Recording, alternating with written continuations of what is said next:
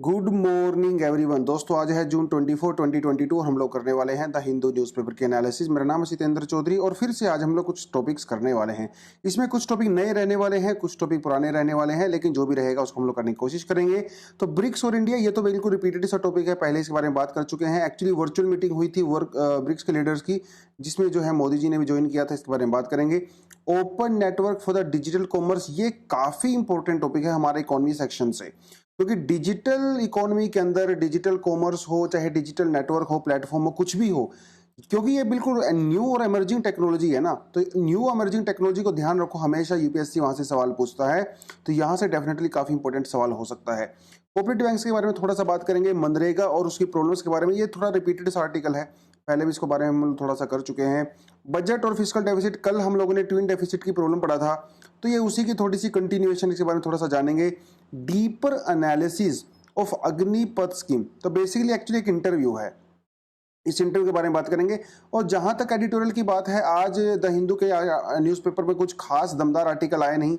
एक दो आर्टिकल थे, वो थोड़ा सा पॉलिटिकल बायस्ड थे काफ़ी ज़्यादा, तो मैंने उसको इंक्लूड किया नहीं है, तो इसलिए हम लोग जो है आज इंटरव्यू कर लेंगे।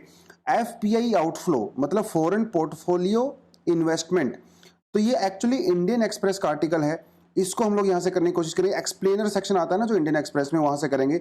लेकिन एक बताता चलूं, मैंने यहाँ पे सिर्फ एक आर्टिकल इंक्लूड किया है। आपको मैं रिकमेंड नहीं करूंगा कि आप इंडियन एक्सप्रेस का पूरा न्यूज़पेपर पढ़ो, क्योंकि अगर आप द हिंदू न्यूज़पेपर पढ़ते हो, रिपीट करते हो, उसी को हम लोग क्योंकि करते हैं मेजरली, तो इसीलिए हम उसको ही कंटिन्यू करेंगे। एक आधा आर्टिकल मुझे लगेगा कि इंडियन एक्सप्रेस में जो काफ़ी अच्छा दिया हुआ है, क्योंकि देखिए अभी मेंस होने वाला है, बहुत सारे बच्चों का प्रीलिम्स क्लियर हुआ होगा, तो शायद मुझे लगता है कि यहाँ पे कुछ मेंस आंसर राइटिंग में हल्की फुल्की हेल्प कर सकता है। इसीलिए मैंने इंडियन एक्सप्रेस का एक आधा आर्टिकल वहां से इंक्लूड करना शुरू कर दिया है। ठीक है जी, जो बढ़ते हैं, सीधा करते हैं आज काम की बात। लेकिन थोड़ा सा आगे बढ़ने से पहले बताता चाहता हूं आपको कि 3 जुलाई से जो है हमारा फाउंडेशन कोर्स लॉन्च होने वाला है। ये हमारा सेकंड फाउंडेशन कोर्स लॉन्च होगा, पहला फाउंडेशन कोर्स ओवर हो चुका है। तो अगर कोई स्टूडेंट यहाँ पे एडमिशन लेना चाहता है तो आप डेफिनेटली ले सकते हो। सारी आपकी जो ज़रूरतें हैं उनका ध्यान हम यहाँ पे रखेंगे। आपका डेली क्विज होता है, वीकली क्विज होता है, करंट अफेयर होता है, मेंटरिंग सेशन होता है, प्रीलिम्स मेंस टेस्ट सीरीज, सब कुछ यहाँ पे इंक्लूड होता है। तो किसी तरह की कोई भी चिंता करने की जरूरत नहीं है। व्हाट्सएप नंबर यहाँ पे दिया हुआ है, अगर किसी बच्चे को इन्फॉर्मेशन चाहिए तो यहाँ पे नंबर पे आप मैसेज करके व्हाट्सएप नंबर पे ले सकते हो। बाकी डिस्क्रिप्शन बॉक्स में आपको ये लिंक भी मिल जाएगा, आप इसे क्लिक करिए, फॉर्म को फिलअप करिए और जो है आप एडमिशन ले सकते हो। ठीक है जी, आगे बढ़ते हैं सीधा पहले टॉपिक के ऊपर। देखिए, BRICS supports dialogue between Russia और यूक्रेन। देखिए, ये आपको बताने की जरूरत नहीं है कि ब्रिक्स के अंदर कौन कौन सी कंट्री हैं। ब्राजील, रशिया, इंडिया, चाइना और साउथ अफ्रीका। ठीक है, ये जो सेकंड वाला पार्ट है आपको याद रखना पड़ेगा। देखिए, आप सिंपल याद रख सकते हो 42, 23 और 30, ये नंबर याद रख लीजिए, एग्जाम में आपके काम आएगा। 42% पॉपुलेशन है, 23% जीडीपी है वर्ल्ड का, और 30% जो है वो टेरिटरी है वर्ल्ड की, और 18% जो है ग्लोबल ट्रेड है। एक आधा फैक्टर भी इसमें याद रख लोगे ना, आपके लिए काफी हो जाएगा। 42% पॉपुलेशन तो कम से कम याद रख ही सकते हो, 23 और जीडीपी भी याद रख सकते हो। मेंस में इस तरह की चीजें काम आती हैं कई बार, आपके इंपॉर्टेंस दिखाने के लिए किसी भी ऑर्गेनाइजेशन की, है ना, तो वो काम आ सकता है। बेसिकली क्या हुआ कि मोदी जी ने जो है मीटिंग किया, वर्चुअल मीटिंग था ये, आपको बताता चलूं, वर्चुअल मीटिंग था, तो कई सारे लीडर ने बैठ के बात किया। वही घिसी पिटी बातें रहती हैं, यूक्रेन के बारे में, थोड़ा रशिया के बारे में, ग्लोबल इकोनॉमी के बारे में, कंपटीशन के बारे में, कोल्ड वॉर के बारे में। चाइना का कहना है कि भैया यूएसए जो है उनके साथ कोल्ड वॉर कर रहा है, मतलब उसको नीचा दिखाने की कोशिश कर रहा है, उसको बार बार जो है प्रॉक्सी वॉर करने की कोशिश कर रहा है। अमेरिका का कहना है कि ऐसा कुछ भी नहीं है, ये सब फालतू की बकवास बातें हैं। तो कोल्ड वॉर मेंटेलिटी की बेसिकली बात करता है चाइना। कोल्ड वॉर मेंटेलिटी का मतलब पता क्या होता है? देखिए, 1950s के बाद, सेकेंड वर्ल्ड वॉर के बाद क्या हुआ था, रशिया और यूएसए दोनों के बीच में आपस में वॉर चलता था। डायरेक्ट वॉर नहीं था, प्रोक्सी वॉर था। प्रोक्सी वॉर मतलब आइडियोलॉजी का वॉर था। आइडियोलॉजी मतलब एक साइड जो है वो कैपिटलिस्ट लोग थे, अमेरिका और उसके साथी लोग, दूसरी तरफ जो है वो कम्युनिस्ट लोग थे, कम्युनिस्ट या सोशलिस्ट कह सकते हो, जिसमें रशिया और उसके फ्रेंड हुआ करते थे। तो ये वॉर लगातार चलता रहा, 1990s तक चला, और फिर बाद में डिसइंटीग्रेशन हो गया रशिया का, और वो सारी चीज़ें हुई, कैपिटलिज्म डेफिनेटली वहाँ पे विनर हुआ। तो वो समय था रशिया और यूएसए का।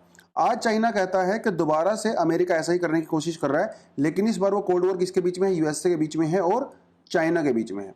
लेकिन पहले जो कोल्ड वॉर था वो इकोनॉमिकल कम था और वो स्ट्रेटेजिकल और डिफेंस सेक्टर में ज़्यादा हुआ करता था। लेकिन आज के समय में जो कोल्ड वॉर है इकोनॉमिकल वॉर है।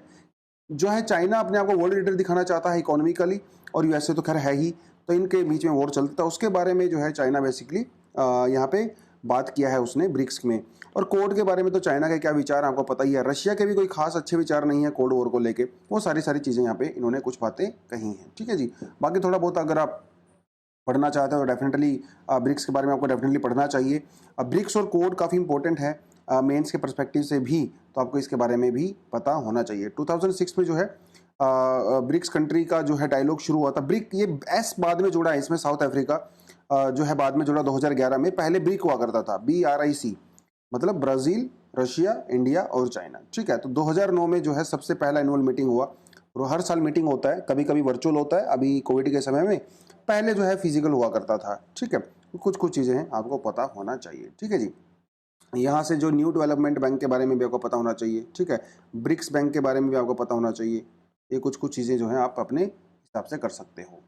आगे बढ़ते हैं, open network for the digital commerce. ठीक है, ये काफ़ी इंपॉर्टेंट टॉपिक है, इसके बारे में कुछ डिटेल मैंने आपको यहाँ पे दिया हुआ है, वो तो आप पढ़ ही लोगे, लेकिन मैं आपको अपने हिसाब से बताता हूँ। ये सारी चीज़ें मैं अभी आपको बता दूंगा, डोंट वरी। देखिए है क्या ये, थोड़ा सा हम यहाँ पे चलते हैं एक्सप्लेनर सेक्शन में। ठीक है, देखिए open network for the digital commerce, अगर मैं सिंपल भाषा में बात करूं तो हम एक एग्जांपल के तौर पे इसको समझ सकते हैं। जैसे हम लोग, हमारे पास क्या है, हमारे पास पेटीएम है, हमारे पास गूगल पे है कि नहीं, हमारे पास फोन पे है, हमारे पास जो है मतलब भीम ऐप भी है, लेकिन हम सभी के पास एक ही यूपीआई आईडी होता है। सोच के देखो, है ना। तो भीम ऐप मान लो आपने डाउनलोड कर रखी है, इस भीम ऐप से आप पेटीएम पे भी पेमेंट कर सकते हो, गूगल पे भी कर सकते हो, और फोन पे भी कर सकते हो, ये जितने भी प्लेटफॉर्म है। तो एक यूपीआई आईडी से आप सारे प्लेटफॉर्म के ऊपर पेमेंट कर सकते हो। हर प्लेटफॉर्म के अंदर स्पेशली लॉगिन करने की आपको कोई भी जरूरत नहीं है।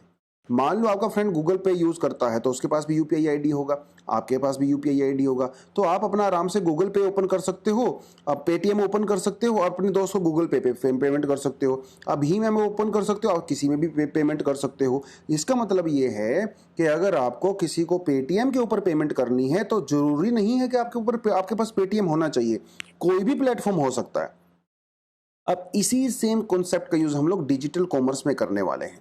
जैसे मान लो आपको सिंपल भाषा में मैं समझाऊं, जैसे अभी आपके पास आपने अमेजोन ओपन किया, ठीक है, तो अमेजोन जब आप ओपन करते हो तो उसी सामान को खरीद सकते हो जो कि अमेजोन के ऊपर लिस्टेड है।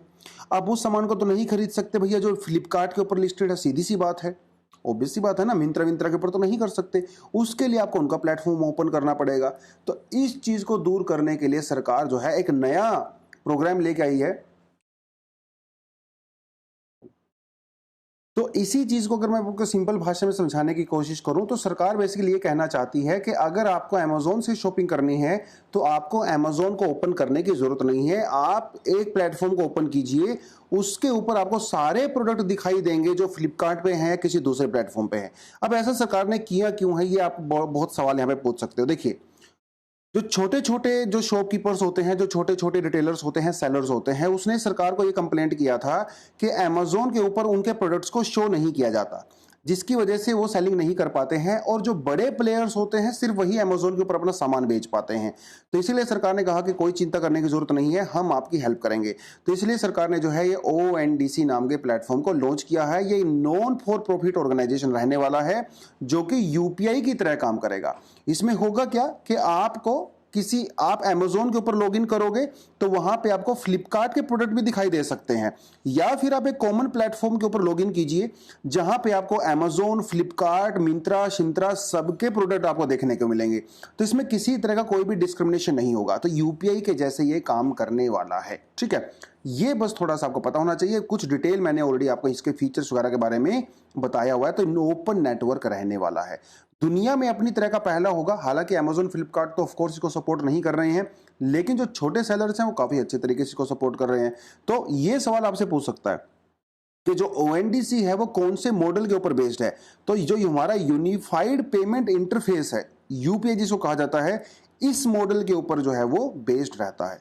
लेकिन इसमें आपकी प्राइवेसी और आपकी कॉन्फिडेंशियलिटी, जो आपका पूरा डेटा है, वो पूरी तरह से सिक्योर रहने वाला है।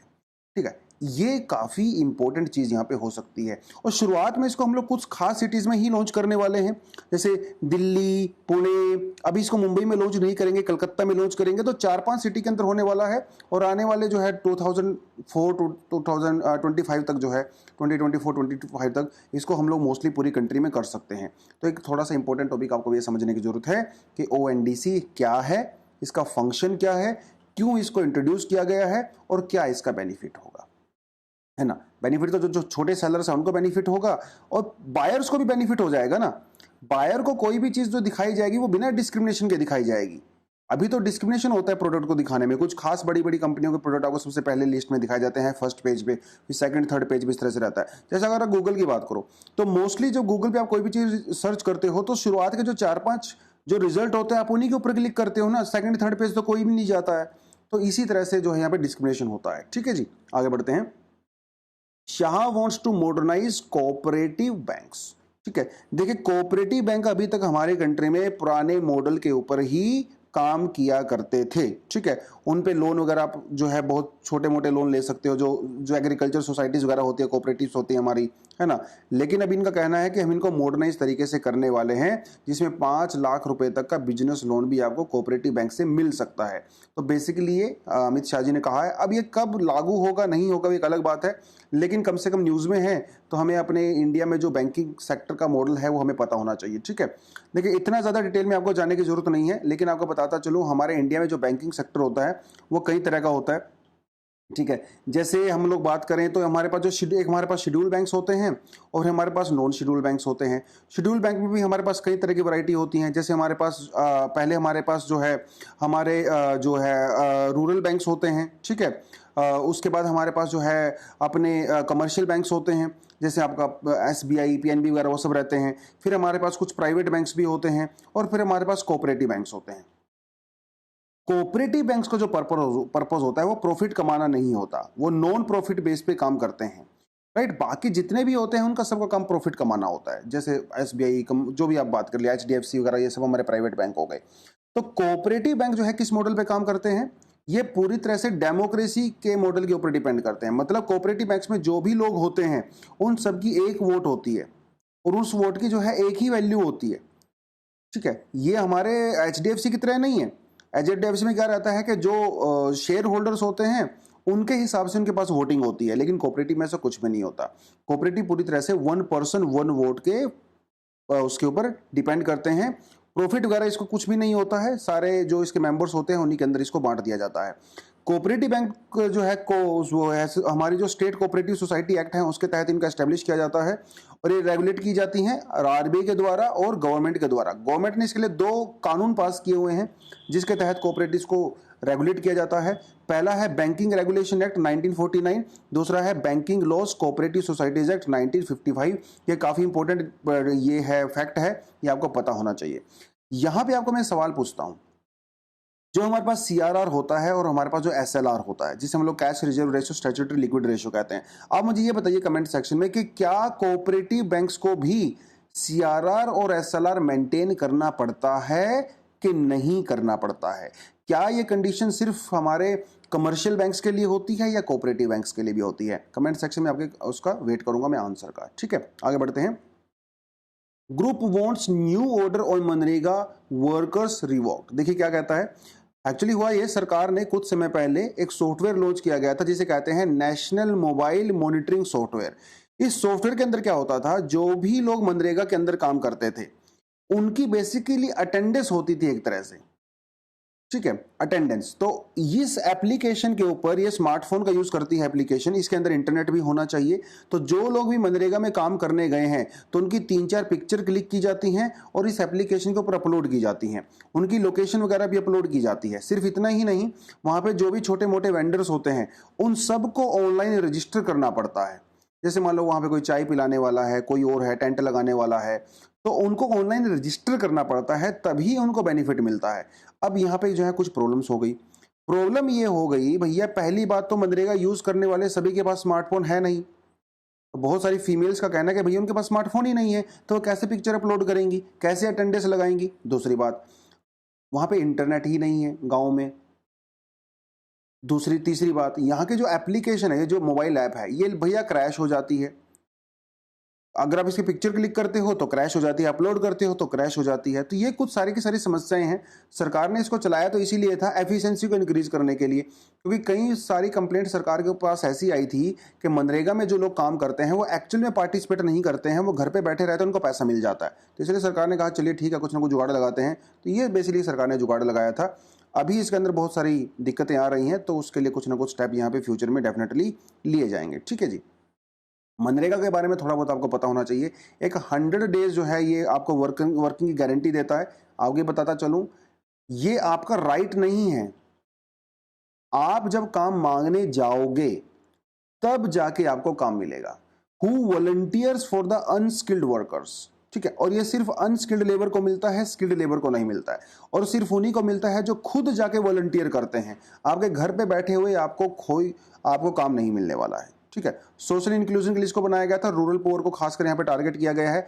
महिलाओं को यहाँ पे जो है काफी ज्यादा अच्छे से टारगेट किया गया है, क्योंकि उनको रिजर्वेशन भी है। कमेंट सेक्शन में बताओ कि महिलाओं को कितना रिजर्वेशन है, 1/3 है या 1/4 है या हाफ है, ठीक है। ये आप मुझे कमेंट सेक्शन में बताओगे कि मनरेगा के अंदर कितना रहता है, ठीक है। तो ये कुछ कुछ चीजें हैं। तो रूरल से अर्बन एरिया में माइग्रेशन होता है, उसको टैकल करने के लिए भी इसका यूज किया जाता है डेफिनेटली। और रूरल इंफ्रास्ट्रक्चर को इंप्रूव करने के लिए भी इसका यूज किया जाता है। कौन अवेल कर सकता है? जो सिटीजन ऑफ इंडिया होते हैं और वो जॉब सीकर्स जिनकी जो है 18 साल से एज उनकी कंप्लीट हो चुकी है, मतलब पूरी तरह से एडल्ट होने चाहिए। Applicant must be part of the local house hold, यानी कि उसका जो वहीं पे अप्लाई कर सकते हैं, ग्राम पंचायत के अंदर अप्लाई कर सकते हैं, लोकल ग्राम पंचायत में, ठीक है। और अनस्किल्ड होने चाहिए, वॉलंटियर होने चाहिए। कुछ कुछ जो है चीज़ें मनरेगा के बारे में आपको ये पता होनी चाहिए, ठीक है जी। आगे बढ़ते हैं। नेक्स्ट हमारे पास जो यहाँ पे आर्टिकल आता है छोटा सा, वो आता है ये वाला, जो मैंने उस शुरुआत में इंक्लूड नहीं किया था। Dollar alternatives will be accepted. देखिए, क्योंकि ब्रिक्स की मीटिंग हुआ है। देखिए, दुनिया में जो वर्ल्ड ट्रेड है ना, वो डॉलर के ऊपर डिपेंड करती है। आज से नहीं भैया, सेकेंड वर्ल्ड वॉर से डिपेंड करती है, क्योंकि डॉलर जो है वो सबसे ज्यादा एक्सेप्टेड करेंसी मानी जाती है जब ग्लोबल ट्रेड की आप बात करते हो। खासकर जब आप क्रूड ऑयल की बात करते हो या बैंकिंग फाइनेंस जो भी ट्रांजैक्शंस होती हैं पूरी दुनिया भर में, कोई भी डॉलर की ऐसी, देखिए मान लो इंडिया को रशिया को पैसा भेजना है और वो डॉलर में पैसा भेजना है, तो ये क्लियर कौन करेगा? अमेरिका में बैठा हुआ एक बैंक इसको क्लियर करता है। इसका मतलब दुनिया में जो भी डॉलर की ट्रांजैक्शन हो रही हैं वो सब अमेरिका के थ्रू हो रही हैं, उसके बिना वो ट्रांजैक्शन नहीं हो सकती। अब भैया रशिया, तो बेसिकली रशिया और चाइना का ये कहना है कि हम लोगों को डॉलर का अल्टरनेटिव ढूंढने की जरूरत है, लेकिन वो डॉलर का अल्टरनेटिव क्या होगा अभी तक ये किसी को नहीं पता है। क्या वो चाइनीज करेंसी हो सकती है? नहीं हो सकती। क्या वो रशियन करेंसी हो सकती है? नहीं हो सकती। तो बेसिकली उसके बारे में इन्होंने थोड़ा बहुत यहाँ पे बातचीत किया है, ठीक है जी। आगे बढ़ते हैं। नेक्स्ट हमारे पास जो आर्टिकल है वो है हमारा ये वाला, government set to aim to keep the deficit at the 6.7%। तो हम यहाँ पे किस डेफिसिट की बात कर रहे हैं? हम यहाँ पे बजट डेफिसिट और फिस्कल डेफिसिट के बारे में बात कर रहे हैं। कल हम लोगों ने बजट डेफिसिट और देखिए, डेफिसिट का बेसिकली मतलब क्या होता है? आपकी एक इनकम होती है और आपका एक एक्सपेंडिचर होता है। तो जब आपकी इनकम आपके एक्सपेंडिचर से कम होती है तो उसे कहा जाता है डेफिसिट। और ये डेफिसिट हमारा बजट भी हो सकता है, ये हमारा डेफिसिट फिस्कल भी हो सकता है, दोनों चीजें हो सकती हैं। तो थोड़ा सा इसलिए मैंने आपके लिए यहाँ पे इंक्लूड किया है इस इंफॉर्मेशन को, हालांकि इसको हम लोग कल अच्छे से कर चुके थे। बजट का मतलब होता है, budget is a government's blueprint. देखिए, ब्लूप्रिंट का मतलब होता है कि आने वाले समय में on expenditure tax it plans to levy, जो टैक्सेस वगैरह लगाए जाते हैं। टैक्सेस क्यों लगाए जाते हैं? इनकम जनरेट करने के लिए। And other transactions which affect the economy and the lives of the citizens. और ये हमारे आर्टिकल 112 के अंदर इसको इंक्लूड किया गया है, लेकिन हमारे कॉन्स्टिट्यूशन के अंदर बजट वर्ड का यूज नहीं किया गया है। बजट को कहा जाता है एनुअल फाइनेंशियल स्टेटमेंट। और बजट का जो पूरे का पूरा काम है वो कौन करता है? उसको प्रिपेयर करने का department of economic affairs in the finance ministry. ये कुछ थोड़ा सा आपको पता होना चाहिए। फिस्कल डेफिसिट के बारे में क्या है? Fiscal deficit by definition is the difference between total expenditure and the sum of revenue receipts and the non debt receipts। Basically ये बात कर रहा है टोटल इनकम और टोटल एक्सपेंडिचर के बारे में। और ये जो इनकम और एक्सपेंडिचर है ये आपका रिवेन्यू भी हो सकता है और ये आपका कैपिटल भी हो सकता है। आपको मैं ऑलरेडी इसके बारे में बता चुका हूं। कैपिटल का मतलब होता है लॉन्ग टर्म, जो कि फर्दर इनकम जनरेट करने के काम आता है। रिवेन्यू का मतलब होता है ऑपरेटिंग कॉस्ट, जो कि मेंटेन करने के काम आती है। ऑलरेडी आपको मैंने बताया था, जैसे मान लो कोई किसी स्कूल को कंस्ट्रक्ट करते हो तो स्कूल को कंस्ट्रक्ट करने में जो खर्चा होता है वो कैपिटल एक्सपेंडिचर होता है। उसके बाद में जो डेली जैसे वहाँ पे सैलरी देना है, बिजली का बिल देना है, रेंट देना है, वो हमारा रिवेन्यू होता है। तो ये हमारा रिवेन्यू एक्सपेंडिचर भी होता है, और रेवेन्यू मतलब दोनों तरीके से हो सकता है, एक्सपेंडिचर भी हो सकता है, इनकम भी हो सकता है। छोटा सा एग्जाम्पल आपको और देता हूँ। जैसे मान लो इंडिया ने बांग्लादेश को जो है 100 करोड़ रुपीज लोन दिए, तो ये 100 करोड़ रुपीज हमारा कैपिटल एक्सपेंडिचर है, क्योंकि इसके ऊपर हमें इनकम होती है, हमें इंटरेस्ट मिलता है। तो वो जो इंटरेस्ट हमें मिलता है ना, वो इंटरेस्ट होता है हमारा रिवेन्यू रिसीट, क्योंकि उसे हमें हर महीने मिलता है हम लोगों को, या हर साल भी मिल सकता है, डिपेंड करता है कंडीशन कैसी है। तो ये थोड़ा सा आपको समझना पड़ेगा। तो उनके बीच में बेसिकली इस तरह का डिफरेंस होता है जिसे कहते हैं फिस्कल डेफिसिट। तो सरकार का कहना है कि हमारा जो डेफिसिट है इसको हम लोग 6.7% रखने वाले हैं, क्योंकि जितना कम आपका डेफिसिट होगा ना, उतना ही कम हमारी सरकार के ऊपर बर्डन होता है, और जितना कम बर्डन होता है सरकार की रेटिंग उतनी ही अच्छी होती है, और रेटिंग जितनी अच्छी होती है उतनी ही ज़्यादा जो है कंट्री के अंदर इन्वेस्टमेंट आती है। बेसिकली इसके बारे में बात कर रहा है। ठीक है जी, आगे बढ़ते हैं। आज का जो एडिटोरियल सेक्शन है वो मैंने प्रॉपर एडिटोरियल नहीं लिया है, ठीक है, क्योंकि कुछ खास मुझे दमदार लगा नहीं था। हाँ, ये इंटरव्यू हम लोग कर सकते हैं अग्निवीर के बारे में। देखिए ये पूरा ये मुझे कोई खास दमदार यहाँ पे लगा नहीं, ये तो पूरी तरह से पॉलिटिकल बायस्ड है, तो इसलिए मैंने इसको भी इग्नोर कर दिया है। आप भी इग्नोर कर सकते हो। हाँ, ये पढ़ सकते हैं, विल अग्निपथ एनर्जाइज और डीमोरलाइज द मिलिट्री। तो सवाल क्या पूछा गया है कि भैया जो अग्निपथ स्कीम है, क्या इससे हमें बेनिफिट होगा या इससे हमें नुकसान होगा। और इस इंटरव्यू में पार्टिसिपेट करने वाले कौन है? एक पहले है लेफ्टिनेंट जनरल DS हुड्डा, जो कि रिटायर्ड है, फॉर्मर जो है नदर्न आर्मी कमांडर थे ये। और हमारे पास है एयर वाइस मार्शल मनमोहन बहादुर, ये भी रिटायर्ड है। ठीक है, तो एडिशनल जो है डायरेक्टर जनरल है थे ये उस समय पे। तो भैया इतने बड़े बड़े लोग जब हमारे साथ अपना विजडम शेयर करेंगे तो डेफिनेटली हम लोगों को थोड़ा बहुत पता होना चाहिए। तो इनसे क्या सवाल पूछा गया, देखिए पहला जो सवाल इनसे पूछा गया, they can you provide an overview of the Agnipath and the put things in context given the concern. देखिए अग्निपथ स्कीम के बारे में हमें अच्छे से पता है, उसकी एज लिमिट हमें पता है, सैलरी कितना मिलेगा, 25% लोग जो है रिटेन होंगे परमानेंट कैडर के अंदर, है ना, वो सारी चीजें हमें पता है। इनका कहना है कि क्यों किया गया है। पहली बात तो यह कि हमें अपनी जो मिलिट्री है उसको यंग बनाना है, 32 से 26 बनाना है। दूसरी बात, जो नया लोग आएंगे, जो नए बच्चे आएंगे उसके अंदर, जो नए कैडर आएंगे वो टेक्निकली सेवी होंगे, मॉडर्न इक्विपमेंट को इजीली हैंडल कर सकते हैं, है ना। कोई ITI से आएगा, कोई पॉलिटेक्निक से आएगा, तो वो बेटर तरीके से कर सकते हैं, क्योंकि आने वाले समय में जो युद्ध वगैरह होंगे वो टेक्निकल युद्ध होंगे ना, वो इतने ज़्यादा आपको मैन फोर्स की रिक्वायरमेंट वहाँ पे है नहीं। सबसे बड़ी बात ये है। दूसरी बात इन्होंने ये कही कि अग्निपथ की स्कीम की वजह से जो सैलरी और पेंशन के ऊपर खर्चा होता है वो कम होगा।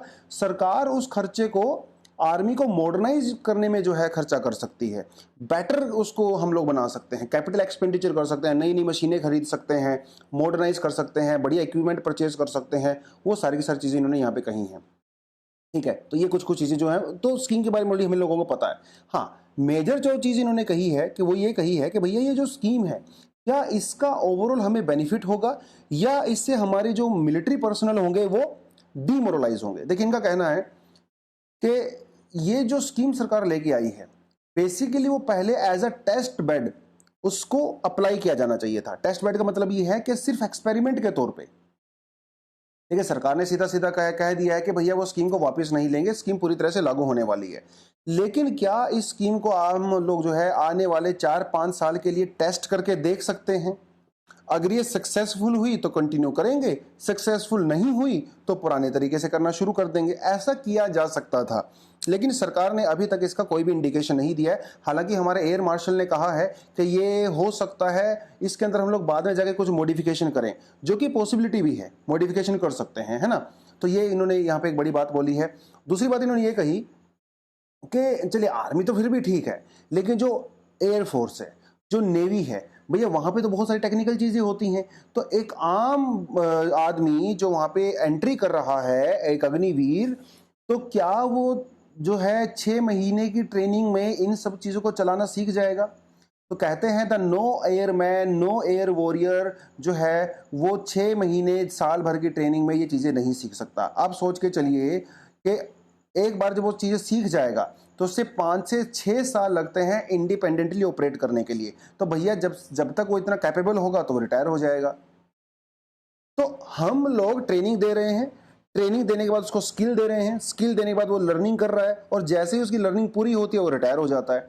तो ये कुछ समस्याएं जो है हमारी एयरफोर्स और नेवी के अंदर आने वाली हैं। मिलिट्री के अंदर, आर्मी के अंदर इतना प्रॉब्लम नहीं आएगा।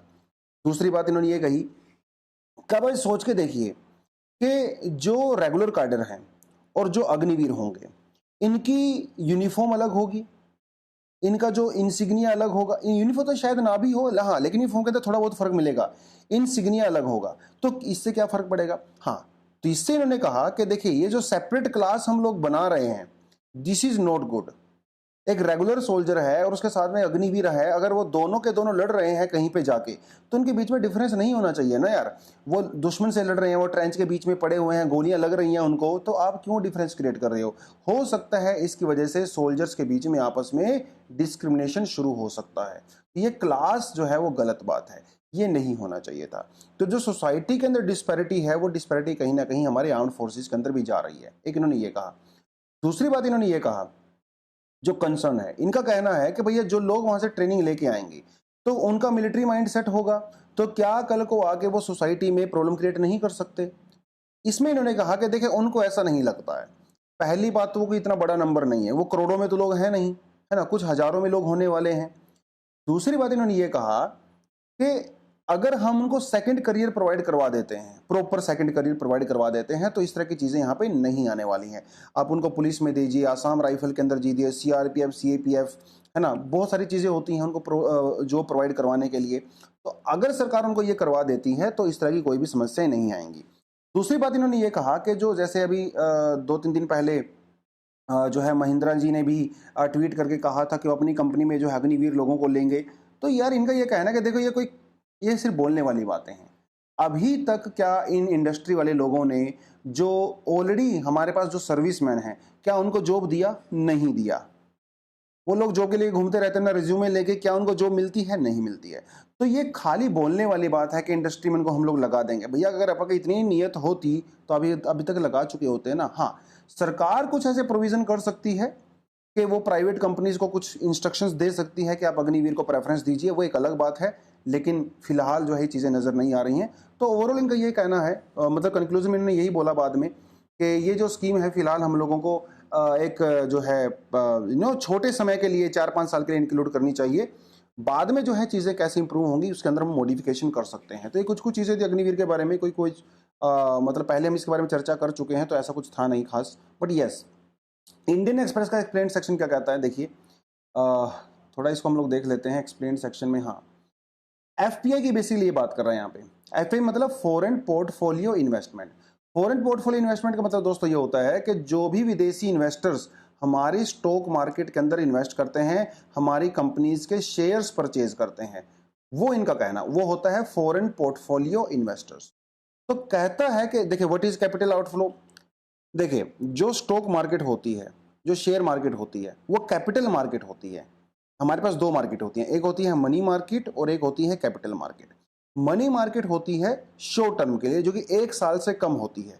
कैपिटल मार्केट होती है लॉन्ग टर्म के लिए जो कि 1 साल से ज़्यादा होती है, जो कि यूजली शेयर मार्केट के अंदर हम लोग इसको यूज़ करते हैं। सेबी जो है उसको रेगुलेट करता है। तो इनका कहना है कि भैया अभी पिछले कुछ समय में $33 बिलियन कैपिटल वो हमारी कंपनी से आउटफ्लो हो चुका है। कहाँ जा चुका है? यूएसए के अंदर जा चुका है, या फिर ब्रिटेन में चला गया है, या यूरोप में चला गया है। क्यों चला गया है? क्योंकि वहाँ के बैंक्स ने वहाँ पे इंटरेस्ट रेट को इंक्रीज कर दिया है। इंटरेस्ट रेट मतलब बॉन्ड की मैं बात कर रहा हूँ। तो जो यूएसए का जो बॉन्ड है वो इस समय इतना अच्छा रिटर्न दे रहा है वहाँ पे लोगों को कि लोग इंडिया से पैसा निकाल के जो यूएसए में इन्वेस्ट करने लगे। अभी तक जो है पॉलिसी थी जो अमेरिका में, वो कैसी पॉलिसी थी? टाइट मॉनेटरी पॉलिसी थी, इजी मॉनेटरी पॉलिसी। तो बॉन्ड वैल्यू उनकी बहुत ज्यादा नहीं थी, बॉन्ड यील्ड। तो लोग क्या करते थे? डेवलपिंग कंट्री के अंदर पैसा इन्वेस्ट करते थे क्योंकि यहां पे इनको रिटर्न मिलता था। और ऐसा क्यों किया गया था? कोविड के समय में ताकि इकोनॉमी चलती रहे, इसके लिए लोगों को बहुत इजी मनी प्रोवाइड करवाई जा रही थी। लेकिन क्योंकि वहाँ पे इन्फ्लेशन बहुत ज़्यादा हाई हो गया है, तो इसकी वजह से दिक्कतें वहाँ पे भी आ गई हैं। तो उन्होंने भी टाइट मॉनेटरी पॉलिसी को इम्प्लीमेंट करना शुरू कर दिया है। पहली बात तो ये। तो शुरुआत में जब अमेरिका ने ये पॉलिसी अपनाई थी तो इंडिया के जो लोकल इन्वेस्टर्स थे वो हमारी स्टॉक मार्केट की हेल्प कर रहे थे, लेकिन भैया वो भी कब तक करेंगे? तो धीरे धीरे क्या हो रहा है, डॉलर जो है वो इंडिया से वापस जा रहा है अमेरिका की तरफ, और इंडिया का जो रुपी है वो डेप्रिशिएट हो रहा है। अब इस डेप्रिशिएशन का नुकसान क्या होता है? इसका नुकसान ये होता है कि जो हम लोग ऑयल वगैरह इंपोर्ट करते हैं या जो दूसरी चीजें इंपोर्ट करते हैं वो महंगी हो जाती हैं। उस महंगी होने की वजह से वो इन्फ्लेशन फर्दर इंक्रीज हो जाता है। तो एक चीज जब इंक्रीज होने लगती है तो दूसरी चीजें भी जो है वो नेगेटिव चीजें जाने लगती हैं। ठीक है, एफपीआई कैसे, ये तो कुछ खास है नहीं, कैसे ऑपरेट करता है वो मैं बता चुका हूं। How big are they in India? तो एफपीआई से इंडिया में टोटल क्या फर्क पड़ेगा? हमारी कंट्री का जो टोटल इन्वेस्टमेंट है उसका 35 से 40% जो है वो एफपीआई के थ्रू आता है, इसीलिए इंडिया का इसके ऊपर काफी ज्यादा इंपैक्ट पड़ने वाला है और पड़ भी रहा है। आरबीआई क्या कर रहा है इस केस में? आरबीआई जो है वो रुपी और डॉलर इसकी एक्सचेंज रेट को मेंटेन करने की कोशिश कर रहा है, लेकिन वो भी खास सक्सेसफुल नहीं हो रहा है क्योंकि डॉलर काफी स्पीड से इंडिया से बाहर जा रहा है। एक समय ऐसा आ गया था जब दोस्तों इंडिया में जो फोरेक्स था वो 600 बिलियन डॉलर से प्लस पहुंच गया था, लेकिन आज वो फोरेक्स घट के जो है वो 500 कुछ 560 बिलियन डॉलर के आसपास रह गया है, क्योंकि काफी ज्यादा पैसा इंडिया से बाहर चला गया है। ठीक है, और तो फ्यूचर में क्या होने वाला है? फ्यूचर में रुपया अभी और भी वीक होने वाला है। इसके कई सारे रीजन हो सकते हैं। यूक्रेन रशिया वॉर तो इसका है ही, अमेरिका ने जो अपना इंटरेस्ट रेट हाई इंक्रीज किया है वो है, इंडिया की जो डिपेंडेंस है ऑयल के ऊपर वो सब यहाँ पे है, फर्टिलाइजर वगैरह, वेजिटेबल ऑयल्स वगैरह वो सब यहाँ पे है। तो व्हाट शुड इन्वेस्टर्स डू, ये कहता है। इनका कहना है कि देखें इंडिया की डेवलपिंग कंट्री है और डेफिनेटली इंडिया जो है फ्यूचर में बाउंस बैक करेगा, इंडिया की इकोनॉमी ग्रो करेगी, तो इन इन्वेस्टर्स को एक्चुअली हमारी मार्केट छोड़ के नहीं जाना चाहिए, जो है पॉजिटिव रहना चाहिए, ऑप्टिमिस्टिक रहना चाहिए, क्योंकि इंडिया की मार्केट फ्यूचर में ग्रो कर सकती है। ठीक है, तो ये बेसिकली इसने यहाँ पे एक आर्गुमेंट में टोटल कंक्लूजन यहाँ पे निकाला है। ठीक है, तो ये हमारा हो गया। ठीक है, ये भी हम लोगों ने कर लिया है अपने हिसाब से। तो ये था दोस्तों आज के लिए पूरे का पूरा सेशन। तो आई होप आपको सेशन पसंद आया होगा। पसंद आया तो वीडियो को लाइक किया करो, शेयर किया करो।